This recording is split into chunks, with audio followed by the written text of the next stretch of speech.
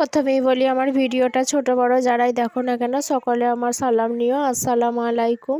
তো আজকে আমি মুরগির জামা রান্না করব। মুরগির জামা একেবারে খালপোস করে বোতাম ছাড়িয়ে নিয়ে চলে এসেছি ধুয়ে বেছে।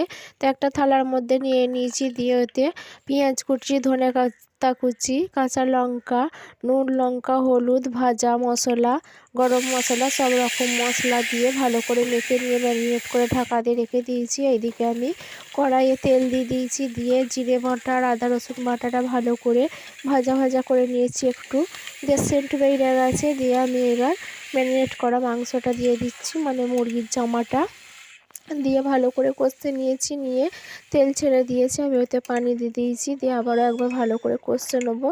তো কষানো হয়ে গেছে, তেল ছেড়ে দিয়েছি। এবার আমি আলুগুলো দিয়ে ভালো করে একটু কষিয়ে পানি দিয়ে ঢাকা দিয়ে দেবো। তো এইভাবে আমার তরকারিটা রান্না হয়ে গেছে, মানে মুরগির জামা রান্না হয়ে গেছে। তো এইভাবে অবশ্যই বোতাম খুলে মুরগির জামা যদি রান্না করতে না পারো, গোটা মুরগিও পাওয়া যাচ্ছে, মেশিনে ছাইড়ে দিচ্ছে, একবার নিয়ে এসে জামাটা খুলে রান্না করে দেখো, অবশ্যই ভালো লাগবে। যদি ভালো লাগে থাকে কমেন্ট, শেয়ার, সাবস্ক্রাইব করে দিয়ে পাশে থাকবে। খুদা হাফেজ, টাটা।